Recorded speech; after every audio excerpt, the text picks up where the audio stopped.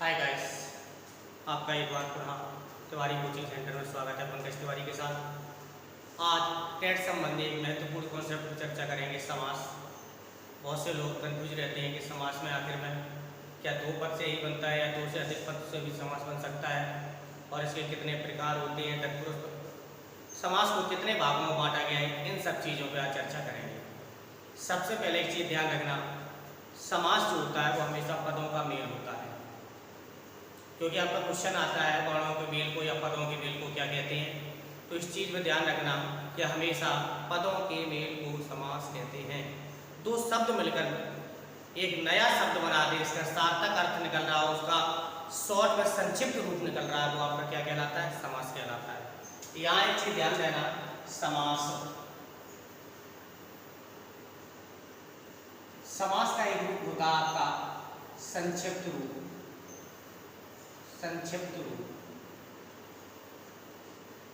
दो शब्द अलग अलग बोलोगे, उनको बोलने में समय लगेगा, उनका अर्थ भी अलग अलग के हिसाब से उसको ऐड करोगे। जब कोई ऐसा उन दोनों की जगह कोई एक ऐसा शब्द रख दें जिसका अर्थ इन दोनों के अकॉर्डिंग ही निकल रहा हो, तो वो आपका क्या कहलाता है? समास। समास का मतलब होता है, समास की परिभाषा सिंपल शब्दों में होती है, दो या दो से अधिक पदों का मेल।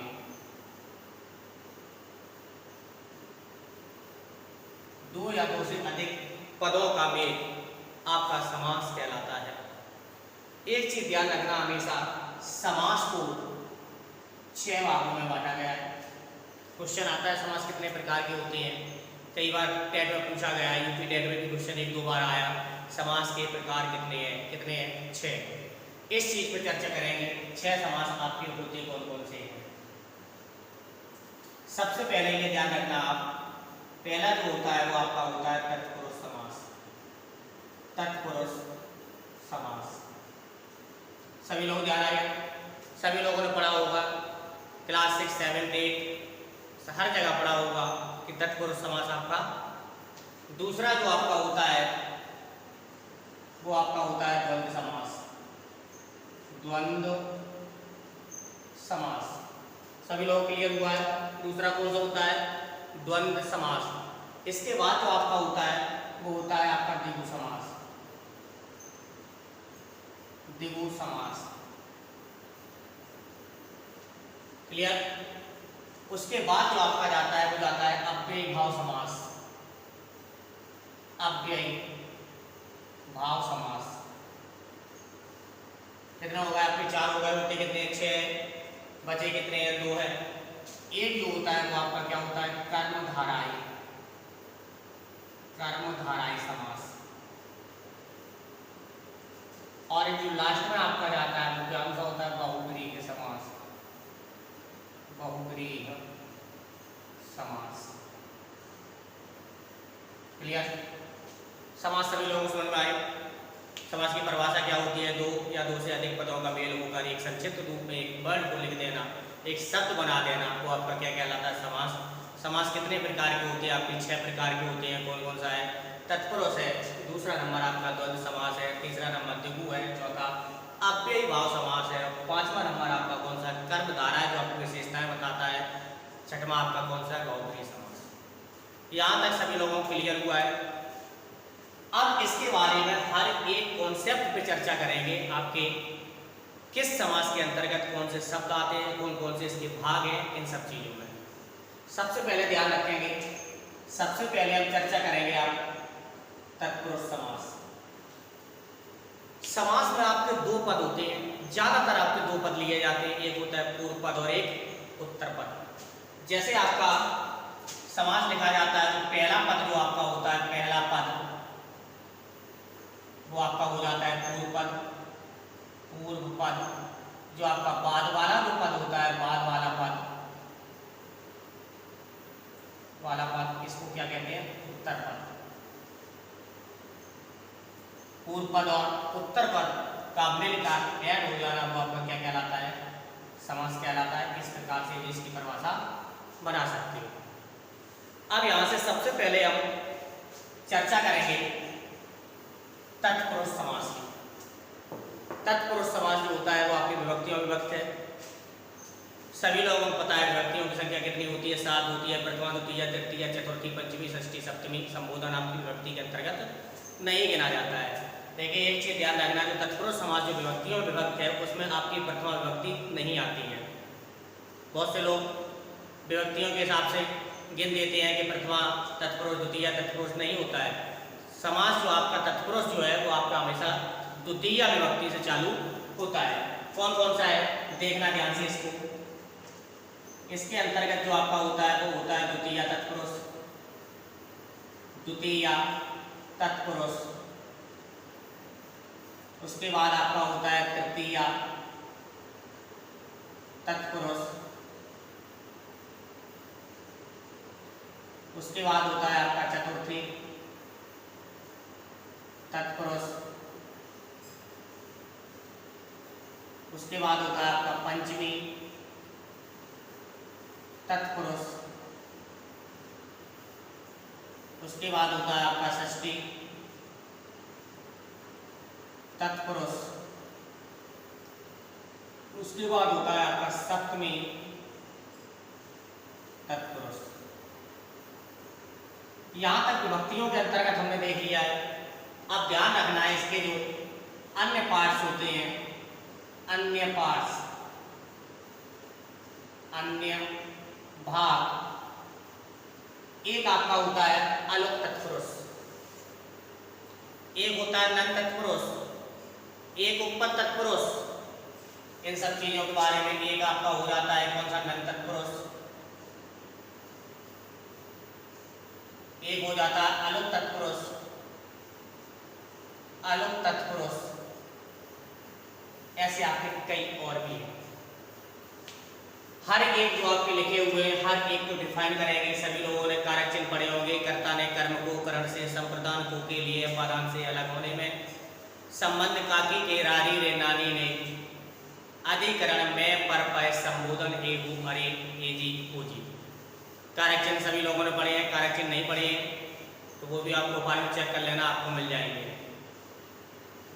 यहां से आप सबसे पहले द्वितीय तत्पुरुष उठाएंगे। द्वितीय तत्पुरुष में सभी लोग जानते हैं कर्ता ने कर्म को, हमेशा प्रधानता आपकी कर्म की होती है।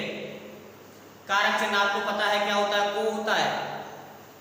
इसी प्रकार से जो आपके द्वितीय तत्पुरुष होते हैं, द्वितीय तत्पुरुष, द्वितीय तत्पुरुष में द्वितीय विभक्ति, द्वितीय विभक्ति का प्रयोग ध्यान रखना। द्वितीय विभक्ति का प्रयोग, यहां पे कारक चिन्ह जो आपका लिया जाता है वो आपका लिया जाता है को। राम को प्राप्त, स्वर्ग को प्राप्त, कुएं में गिरने वाला या कुएं में गया हो। कहीं कहीं आपका मैं भी आ जाता है कर्म के हिसाब से। सबसे ज्यादा वरीयता आपकी को मिलती है। जो आपका तृतीय तत्पुरुष है सभी लोग जानते हैं कर्ता ने कर्म को करण से अर्थात से द्वारा तृतीय विभक्ति का प्रयोग होता है। तृतीय विभक्ति, तृतीय विभक्ति का प्रयोग इसमें आपका आता है से द्वारा वाला। जैसे संकुलान्तः, संकुलेन अन्तः, व्यासेन कृतम्, इस चीज यहां चतुर्थी में आपका आता है चतुर्थी विभक्ति का प्रयोग। चतुर्थी विभक्ति, विभक्ति का प्रयोग। चतुर्थी विभक्ति में सभी लोग जानते हैं कारक चिन्ह क्या होता है, को अथवा के लिए। क्या था, को कॉमा के लिए। सभी लोग समझ में आ रहा है, को अथवा के लिए। जैसे राम के लिए। यहाँ पे आपका पंचमी में आपका होता है पंचमी विभक्ति का प्रयोग। पंचमी विभक्ति का प्रयोग, पंचमी विभक्ति का प्रयोग में जो आपका कारक चिन्ह होता है वो होता है से अलग होने में। जैसे आपने बात पढ़ा होगा 6, 7 में 8 में पढ़ा होगा, चार पत्राणी पतंती हिमालयात गंगा या प्रदर्ती। किसी भी चीज से अलग होने में, इसीलिए से का प्रयोग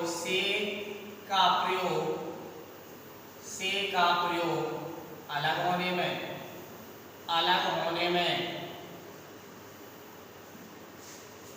से का प्रयोग अलग होने में।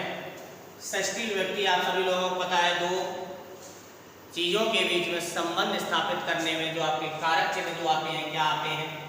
का, की, के, कई भाषाओं में ना, ने, ने, रा, री, रे।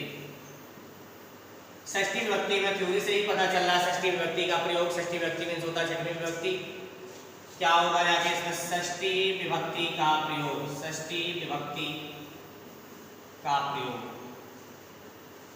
षष्ठी विभक्ति का प्रयोग। उसके बाद सप्तमी में सभी लोगों को पता चल रहा है क्या होगा? सप्तमी विभक्ति का प्रयोग, सप्तमी विभक्ति का प्रयोग। सभी लोग जानते हैं सप्तमी विभक्ति का जो कारक चिन्ह होता है वो आपका क्या होता है? मैं, पर, पय। क्या होता है? मैं, पर, पय, मैं, पर, पय। यहां तक सभी लोगों को अच्छी तरह समझ में आ रहा हो, जिसको नहीं आया वो रिवर्स करके देख ले। सभी लोगों को वीडियो पसंद आ रही है, लाइक करिए, कमेंट करिएगा। जो जितने लोग अभी तक हमारे चैनल से नहीं जुड़े हुए हैं, चैनल को सब्सक्राइब करें, बेल आइकन का बटन दबाएं और जितने भी आपके पास सोशल मीडिया अकाउंट है सभी में शेयर करें। यहाँ तक आपका हर चीज क्लियर हुआ है। जो आपका समास क्या होता है? दो या दो से अधिक पदों का मेल को समास कहते हैं, जिसका संक्षिप्त रूप लिख दिया जाता है। समास के प्रकार कितने होते हैं? आपके 6 प्रकार होते हैं। पहला कौन सा है? तत्पुरुष। दूसरा क्या है? द्वंद्व है, लिंगु है, अव्ययी है, कर्मधारय समास है, बहुब्रीहि समास है। सबसे पहले हम चर्चा आपकी कौन सी कर रहे हैं? तत्पुरुष समास के अंतर्गत। ध्यान रखना, तत्पुरुष समास में कौन सी विभक्ति का प्रयोग नहीं होता है? प्रथमा विभक्ति का प्रयोग नहीं होता है। हमेशा तत्पुरुष समास में द्वितीय विभक्ति से प्रयोग प्रारंभ होता है। द्वितीय, तृतीय, चतुर्थी, पंचमी, षष्ठी, सप्तमी। संबोधन भी नहीं होता है।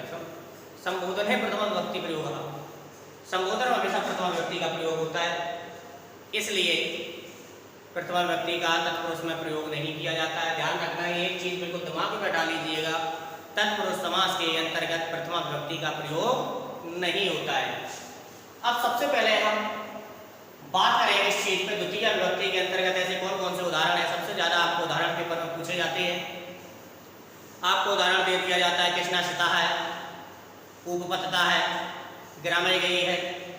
इस प्रकार से जो आपके बहुत सी चीजें आती हैं, इन चीजों के बारे में डिस्कशन करेंगे। कौन सा उदाहरण किस समास के अंतर्गत आता है, उसका हिंदी अर्थ क्या होता है, और हर शब्द में आप कारक चिन्ह किस प्रकार से प्रयोग करेंगे। सबसे पहले हम द्वितीय तत्पुरुष पर चर्चा करेंगे। द्वितीय तत्पुरुष के अंतर्गत सभी लोगों को पता है प्रयुक्त होने वाली विभक्ति द्वितीय कारक चिन्ह को अथवा में। इसके अंतर्गत सबसे पहले हम एक शब्द आता है आपका कृष्णाश्रिता। कृष्णाश्रिता में कौन सा समास है?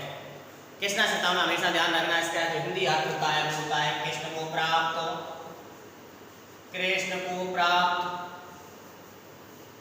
बहुत से लोग अलग अलग अनुमान लगाते हैं। कृष्णाश्रिता अर्थात कृष्ण पर आश्रित नहीं, कृष्णाश्रिता कृष्ण को प्राप्त। कारक चिन्ह जो आपका कर्म का प्रयोग हुआ है, कर्ता ने कर्म को, वो शब्द प्रयोग किया गया है, इसलिए कृष्णाश्रिता में कौन सा समास है? द्वितीय तत्पुरुष। तत्पुरुष कह दिया जाए ऑप्शन में तो अच्छी बात है। अगर ऐसे शब्द आ रहा है कोई कृष्णाश्रिता में कौन सा समास है, ऑप्शन दे दिया है तत्पुरुष है, अव्ययी भाव है, द्विगु समास है, कर्मधारय समास है, इस प्रकार से दे दिया जाए तब आपका कौन सा होगा? तत्पुरुष समास। अगर विभक्तियों के अंतर्गत दे दिया गया है कृष्णाश्रिता में निम्नलिखित में से कौन सा समास है? द्वितीय तत्पुरुष, तृतीय तत्पुरुष आपका है, पंचमी तत्पुरुष है, सप्तमी तत्पुरुष है, तब आपका क्या होगा? द्वितीय तत्पुरुष। इसी के अंतर्गत जो दूसरा आपका एग्जाम्पल होता है वो होता है दुखातीत। दुखातीत, दुखातीत माने सभी लोगों ने समझना हुआ। दुखातीत में क्या होता है? दुख को पार करने वाला या दुख को प्राप्त होने वाला, वो आपका क्या होता है? दुखातीत। एक आपका होता है उपपतता। कूपपतता, कुएं में गिरा हुआ या कुएं में गिरने वाला। एक होता है आपका ग्राममयी, गांव को जाने वाला। ऐसे जो आपके शब्द होते हैं वो आपके द्वितीया तत्पुरुष के अंतर्गत आते हैं। एक शब्द बहुत आपका पेपर में पूछा जाता है, अस्तंगतः। अस्तगतः, अस्तगतः, अस्त को प्राप्त, अंतिम समय में पहुंच गया हो, वो आपका क्या होता है, अस्तगतः या अस्तंगतः, अर्थात अस्त को प्राप्त। वो शब्द आया है, द्वितीय कारक चिन्ह प्रयोग किया गया है, इसलिए अस्तंगतः में प्रयुक्त होने वाला विभक्ति जो आपकी है वो द्वितीय है। द्वितीय विभक्ति के अंतर्गत जो प्रयुक्त समास है वो आपका द्वितीय तत्पुरुष समास है। इसके बाद एक शब्द आपका आता है प्रलयगतः। कौन सा आता है, प्रलयगतः। प्रलयगतः, प्रलय को प्राप्त, प्रलय को प्राप्त। समझ में आ रहे शब्द, प्रलय को प्राप्त। आशा करता हूं आप लोगों को द्वितीय तत्पुरुष अच्छी तरह समझ में आया हो। जो ऐसे बहुत से शब्द हैं जो आप लोगों को समझ में नहीं आता, कमेंट करके पूछ लीजिएगा, प्रोफाइल में देख लीजिएगा, या जो भी आपको वीडियो मिलती है उसका आप पूरा डिस्कशन देखिएगा। उसमें चैनल के मैनेजमेंट के सभी नंबर, व्हाट्सएप नंबर है, कोई भी क्वेश्चन आप पूछ सकते हो। यहाँ तक आपको द्वितीय तत्पुरुष क्लियर हुआ है। इसके बाद तृतीय तत्पुरुष पर हम चर्चा करेंगे। तृतीय तत्पुरुष सभी लोगों को पता है। तृतीय तत्पुरुष, तृतीय तत्पुरुष के अंतर्गत प्रयुक्त होने वाली विभक्ति तृतीय है, कारक चिन्ह से द्वारा। इसमें एक शब्द आता है आपका व्यासकृतम। व्यास कृतम, व्यास कृतम, व्यास के द्वारा किया गया, या व्यास कथम, व्यास के द्वारा कहा गया। इसमें क्या होगा, व्यास के द्वारा कहा गया, कहा गया, व्यास के द्वारा कहा गया। या इसका जो दूसरा रूप होगा वो होगा व्यासेन कृतम। तृतीय विभक्ति राम के रूप प्रोफाइल में पढ़े हुए चेक करिएगा, रामः रामम रामेण, रामेण तृतीय विभक्ति। इसी प्रकार में व्यास में जब तृतीय विभक्ति प्रयोग करेंगे तो आपका क्या हो जाएगा, व्यासेन। एक होता है आपका संकुलाहंता। क्या होता है, संकुलाहंतः, संकुलाहंतः, संकुलेन हंतः, संकुल से मारा हुआ, संकुल से वार किया हुआ, वो आपका क्या आ जाता है, संकुलाहंतः।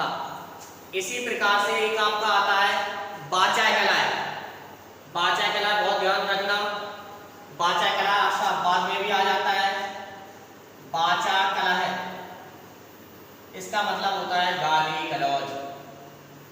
गाली गलौज वाला कोई भी शब्द आपका आ जाए तो उसमें आपका तृतीय तत्पुरुष समास होता है, ध्यान रखना, इंपॉर्टेंट है। वाचाकलह, बिना मतलब में कलह करना, ज्यादा बोल के कलह करना। सभी लोग समझ में आ रहा है। इसके बाद जो आपका आता है विष्णुस्त्रातः, या आपका विष्णुस्त्रातः, विष्णु से डरा हुआ। सभी लोग समझ में आ रहे हैं, कारक चिन्ह से प्रयोग करना होता है। उनका हिंदी अर्थ देखिए, कई बार उनको पढ़िएगा, कई बार सुनिएगा, सुनने से ही ज्यादातर समझ क्लियर हो जाती है। जैसे विष्णुस्त्राता, विष्णु से डरा हुआ। वाचाकलह, गाली गलौज। एक शब्द आ जाता है व्यासकृतम, व्यास के द्वारा कहा गया। संकुलाहंतः, संकुल के द्वारा प्रहार किया गया। यहाँ तक आशा करता हूँ आपको तृतीय तत्पुरुष अच्छी तरह समझ में आया होगा। क्योंकि समय को बर्बाद ना करते हुए, आप लोगों का किसी प्रकार का समय बर्बाद ना हो, जो भी आप है अच्छे तरीके से शॉर्ट में हर चीज समझ लीजिए किस प्रकार से इनको प्रयोग करते हैं। चतुर्थी तत्पुरुष के बारे में बात करेंगे। चतुर्थी तत्पुरुष, चतुर्थी तत्पुरुष सभी लोगों को कारक चिन्ह पता है, को अथवा के लिए। जैसे आपका एक आ जाता है गोहितम शब्द, गोहितम, गाय के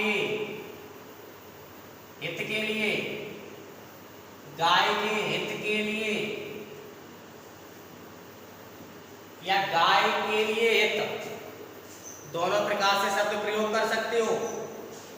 गाय के हित के लिए या गाय के हित के लिए या गाय के लिए हित, किसी प्रकार से आप शब्द प्रयोग कर ले, उसमें कोई भी आपका अंतर नहीं पड़ेगा। एक आपका आता है दुजाय सुपहा, दुजाय सुपहा शब्द आया है आपका, या ध्वज सुपहा, ध्वज सुपहा, ध्वज के लिए सूप। एक आपका आता है पुत्र हितम, पेपर में आया हुआ शब्द है, कौन सा? पुत्र हितम, पुत्र हितम, पुत्राय हितम, पुत्र के लिए हित। और ऐसे ही आपका शब्द आता है रक्षा पुरुष, रक्षा पुरुष,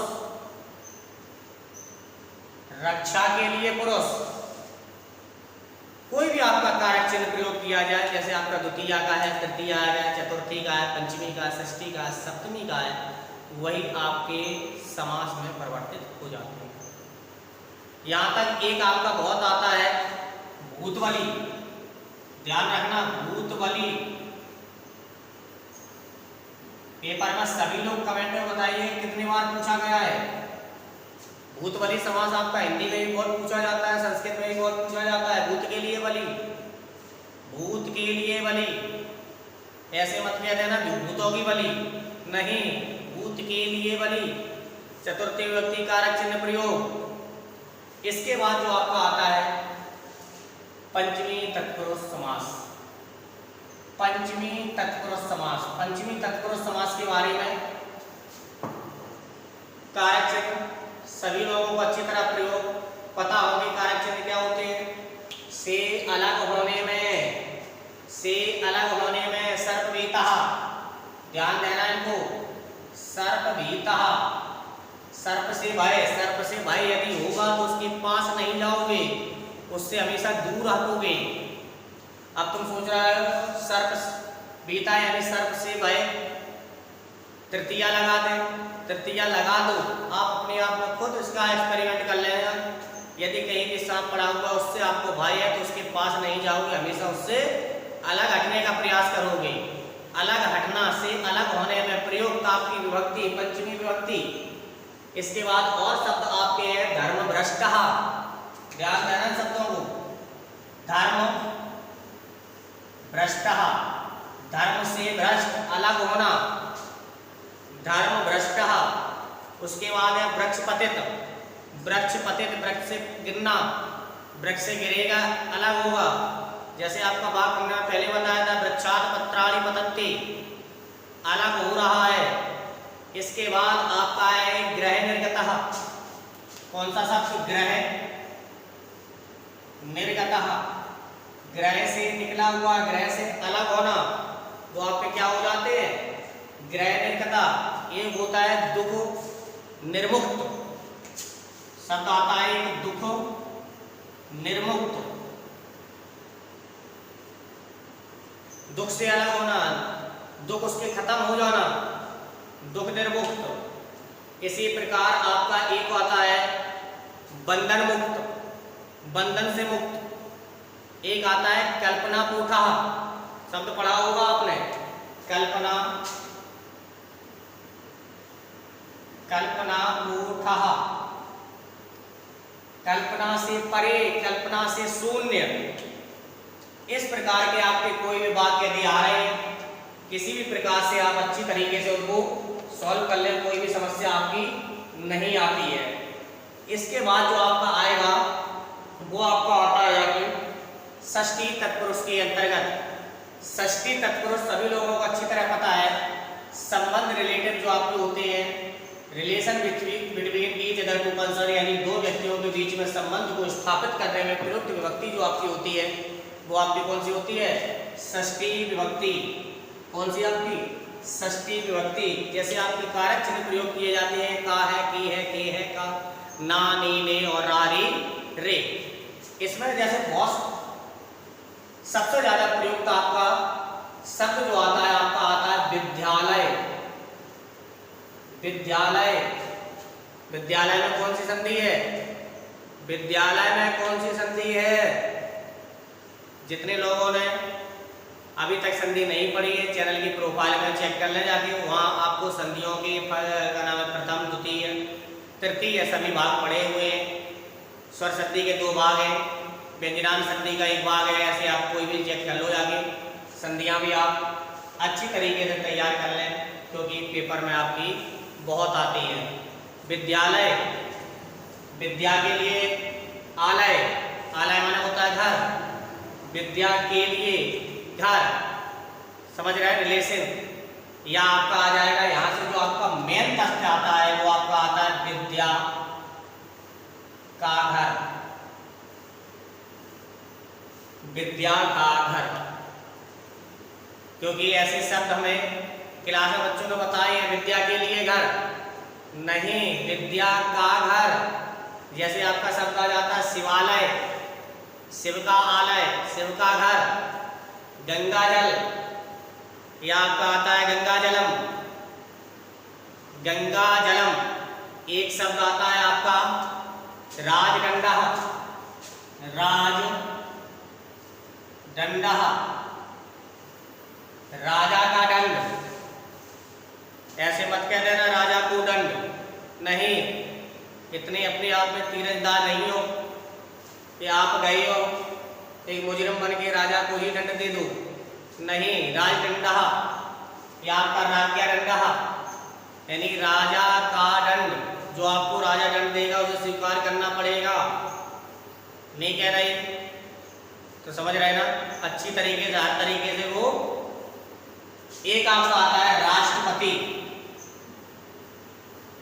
राष्ट्रपति, president of India, any country. राष्ट्रपति, राष्ट्र का पति, वर्तमान स्थिति में कौन है बताइएगा, कौन है? कोविंद जी। यहां से देखिएगा राष्ट्रपति, राष्ट्र का पति, कालिदास। पेपर में आए हैं शब्द आपके, कालिदास, कालिदास, काली का दास।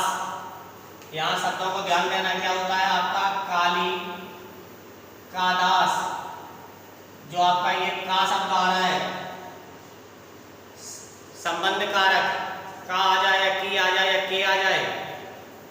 ऐसे आपका सूर्योदय, क्या होता है? सूर्योदय, सूर्य का उदय। इस प्रकार से आपके कोई भी आपके शब्द आ जाए, जैसे आपका होता है प्रजापति, प्रजा का पति, जनता का मुखिया। यहां तक आपकी समझ सभी क्लियर हो? जितने लोगों को समझ में आ रहे हैं वीडियो लाइक करिए, कमेंट करके बताइएगा। और जितने लोग अभी तक हमारे चैनल से नहीं जुड़े हैं, कृपया करके चैनल को सब्सक्राइब करें, बेल आइकन का बटन दबाएं, ताकि हमारी हर एक नई यूपी टेट या C TET, MP TET, Haryana TET या किसी भी स्टेट टेट से जुड़ी हुई वीडियो सबसे पहले आप तक पहुंच सके। उसके बाद हम चर्चा करेंगे सप्तमी तत्पुरुष पर। सप्तमी तत्पुरुष के सभी कारक चिन्ह पता है क्या होता है? मैं है, पर है, पय है।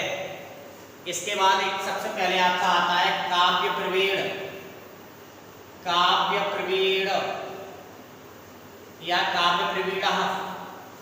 क्या आता है? काव्य में प्रवीण, काव्य में प्रवीण, यानी कोई भी चीज हो उसमें अच्छी तरीके से उसको ज्ञान हो। नरोत्तम, बहुत अच्छा शब्द है, नरोत्तम, नरों में उत्तम। जितने भी लोग बैठे हुए हैं उन सभी लोगों में उत्तम। एक होता है विद्या कुशलम, क्या होता है? विद्या कुशलम। विद्या कुशलम का मतलब क्या होता है? विद्या में कुशल।